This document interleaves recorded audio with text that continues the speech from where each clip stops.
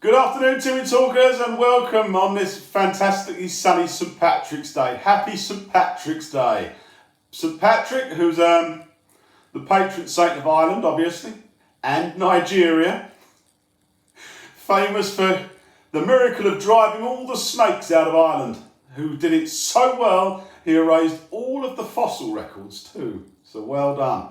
Also turned himself and 20 of his friends into deer to run away from druids. So there you go. Some miracles are quite fabulous, aren't they? Anyway, so St. Patrick, St. Patrick's Day, very, very important. I'd like to say happy St. Patrick's Day to the 9% of Americans who have Irish ancestry, to the 30% of Americans who think they have Irish ancestry, and to the 60 to 70% of Americans who celebrate St. Patrick's Day with great aplomb, with no shame, and with great reverence. Enjoy a whiskey, which is apparently one of the things to do on St. Patrick's Day, and enjoy a time with your family. So there you go. How wonderful it must be to have a saint that you'll be very proud of. And everyone says, oh, patron saint of Ireland. He was actually born in England and then taken over there. And then he escaped and went back again. So, happy St. Patrick's Day, everybody. But how very lovely it must be to have a saint that you could be very, very proud of. One that's not covered in shame, one that's not embarrassed to be spoken about. Let me think. St. George, very embarrassing. As soon as it's St. George's Day, everyone goes, he was Turkish. Well, he was Turkish. St. Patrick was British. St. Patrick is also the patron saint of Nigeria, like I just said. But it doesn't detract from what they do.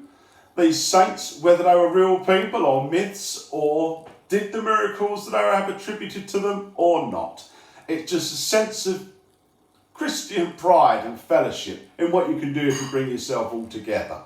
I think everyone should have venerance for their saint. Why not? What harm can it do? There was no evil saints, I'm sure.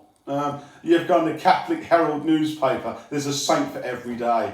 I found one the other day, St. Aban, who's the patron saint of, it was like the 14th of March or something. His miracle was taking a female baby, baptising it, and turning it into a boy.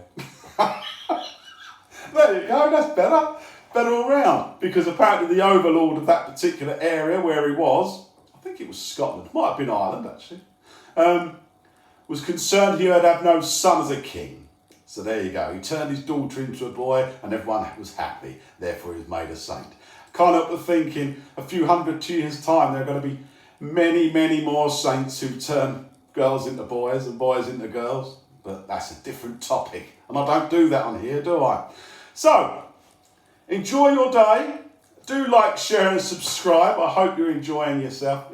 Spring is here again. Pretty fucking freezing again tomorrow, but it's here at the moment. So have a whiskey. Have traditional Irish things that they hate you talking about. Have a Guinness. Put blackcurrant in it if you're sassy. Mashed potatoes and bacon and all the nice things. Good. Be proud of your heritage. Be proud of being Irish. Be proud of being wherever you're from.